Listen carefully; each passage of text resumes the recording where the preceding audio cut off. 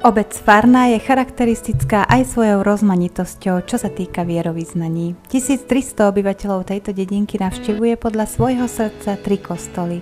Svoj svätostánok tu má katolícka, reformovaná aj evanjelická cirkev. Samozrejme všetky 3 chrámy sme navštívili s našou kamerou.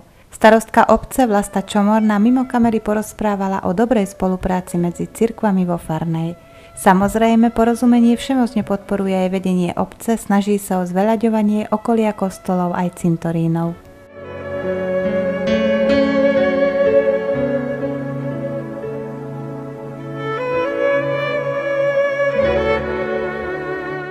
Katolícky kostol čnie nad obcov na malom vršku, obkolesený krásnou zeleňou. Vedľa kostola sa nachádza aj cintorín. Privítal nás pán farár Attila Šárej, ktorý bol práve zahlbený do riadenia rekonštrukčných prác. Z 900 katolíkov je asi 120 pravidelných návštevníkov kostola. Pán farár, bývalý Novozámčan, je tu očividne spokojný. Prvá písomná zmienka o kostole a o farnosti a o kňazovi v dedine je už z roku 1295, avšak tie búrky, ktoré priniesol tento život a tento svet, a rôzne vpády Turkov a iné nájazdy, rôzne pustošenia, spôsobilo, že aj kostol, miestny kostol bol spustošený a v tomto stave, ktorý je už vlastne barokový kostol, bol postavený v roku 1732. Je to kostol zasvetený dvom veľkým apoštolom, svätému Petrovi a svätému Pavlovi. Čiže vlastne v podstate kostol sa postupne obnovoval, hlavne už po prevrate, nakoľko za bývalého režimu bol potrebný štátny súhlas k opravám kostola. Postupne sa vymenili okná, vchodové dvere. Pred 2 rokmi sme opravili väžu kostola a takisto aj strecha je nová. Teraz postupne obnovujeme elektroinštaláciu a plánujeme takisto aj opravu orgána.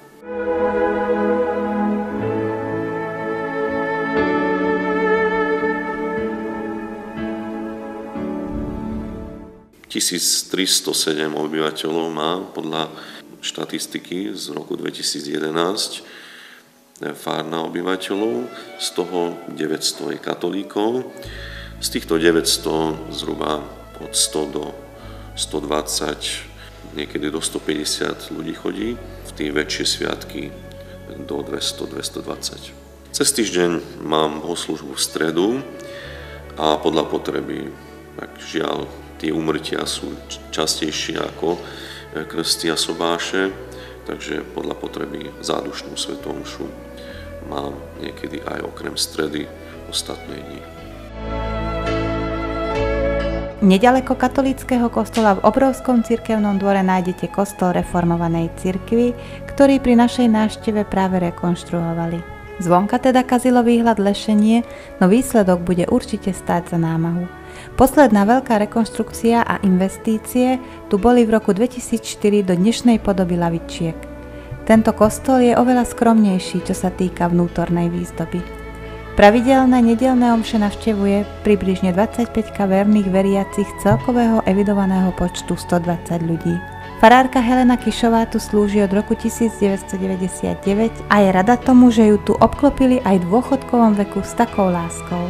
Pravidelne navštevuje aj miestnu školu a má hodiny náboženstva pre menších i väčšie deti. Cez leto organizujú aj letné tábory pre všetky detičky, tu sa nehľadí na vierovyznanie, ide o spoločné dobro a radosť tých najmenších. Ku kostolu patrí aj malý domček spolku, ktorý využívajú napríklad pre nocľah pre svojich návštevníkov. Tiež malá kancelária vedľa kostola je využívaná, počas týždňa tu nacvičuje napríklad ženský cirkevný spevácky zbor. Farárka sa chystá o rok na naozaj zaslúžený oddych, jej miesto zrejme prevezme mladá farárka zo susedných Veľkých Ľudiniec.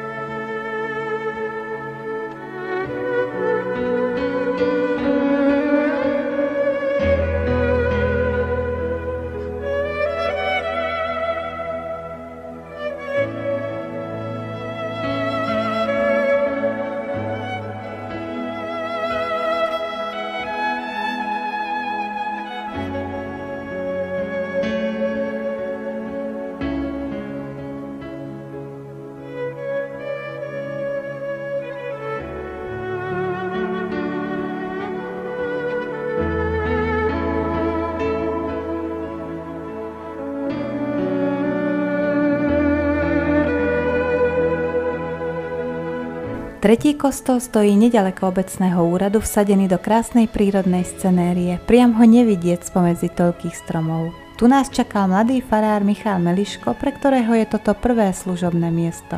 Malá hrstka veriacich sa môže tešiť z krásneho veľkého kostola s nádherným, ručne vyrobeným oltárom a neobyčajným organom. Slúžim v Plavých Vozokanoch, tam bývam a spravujem aj farnú a aj Tekovské Lužany, cirkevné zbory v týchto dedinách. Bohoslúžby tu máme pomerne jednoduché bohoslúžby, nakoľko je toto zmiešaný slovenský a maďarský zbor, tak liturgicky spievame maďarské piesne, s tým ale keďže ja neviem maďarsky, tak ja kážem slovensky, aj celá liturgia je viac menej čítaná, ale slovenská. V nedeľu a potom na nejaké sviatky, keď zvykneme mávať, alebo keď v rámci cirkevného roka, keď je nejaké podujatie, tak mávame bohoslúžby takéhoto spôsobu. Plus samozrejme mávame raz do týždňa aj biblické hodiny, ale tie nebývajú v kostole, tie bývajú vlastne tuto na fare vedľa.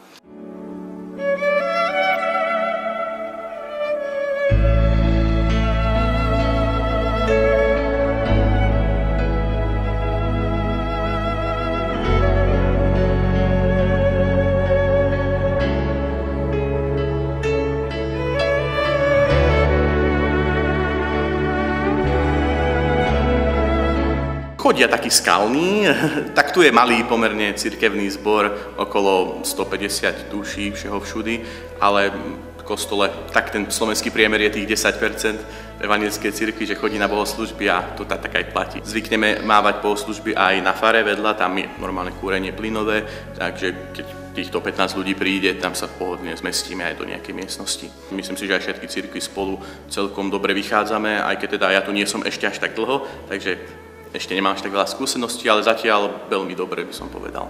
A aj s pani starostkou sa tiež myslím, že dobre vychádzame. Ľudia sú tu veľmi tolerantní voči sebe a aj taký dobrosrdečný. Ja som z juhu a slúžil som už aj na severe a naozaj táto južanská atmosféra je oveľa taká úprimnejšia, taká vrúcnejšia by som povedal.